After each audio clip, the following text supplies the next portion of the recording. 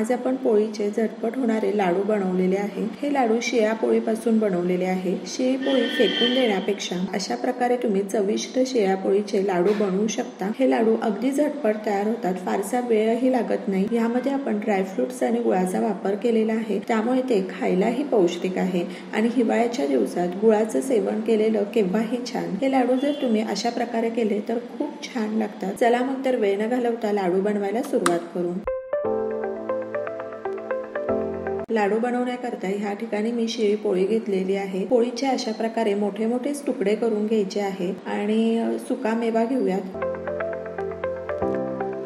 तर पॅन गरम केलेला आहे। 1 चमचा साजूक तूप घालायचं आहे। एकदा पॅन गरम झाला की तुपामध्ये 3 ते 4 मिनिटाकरता पोळी छान परतवून घेऊ, त्यामुळे लाडू अगदी चविष्ट लागतात।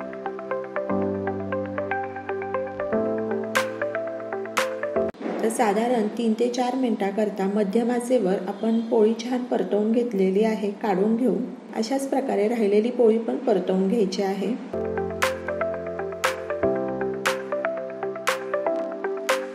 ड्रायफ्रुट्स घालूयात आणि ड्रायफ्रुट्सही साजूक तुपामध्ये छान 1 मिनिटाकरता फ्राय करून घेऊ आणि गॅस बंद करायचा आहे।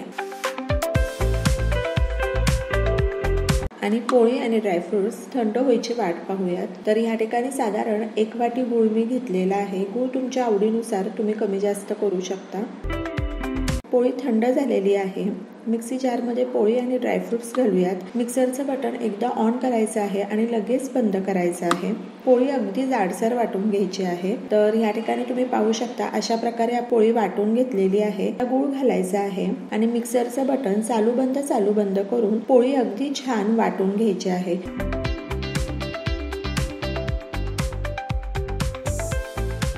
प्लेटमध्ये पोळी काढून घ्यायची आहे। लाडूसाठी लागणारं मिश्रण हे तयार आहे। ते लाडू ही अगदी झटपट बांधले जातात। तुम्हाला हवं असेल तर ह्यामध्ये जायफळ किंवा वेलची पूडही तुम्ही घालू शकता। लाडू तुमच्या आवडीनुसार तुम्ही छोटे किंवा मोठे बनवू शकता।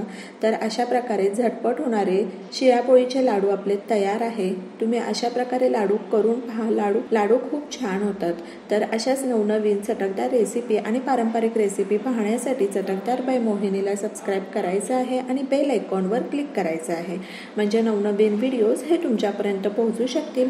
आणि वेळात वेळ काढून तुम्ही माझी ही रेसिपी पाहिली तर त्यासाठी तुमचे खूप खूप खूप धन्यवाद। पुन्हा भेटूया अशाच एका नवीन रेसिपी बरोबर।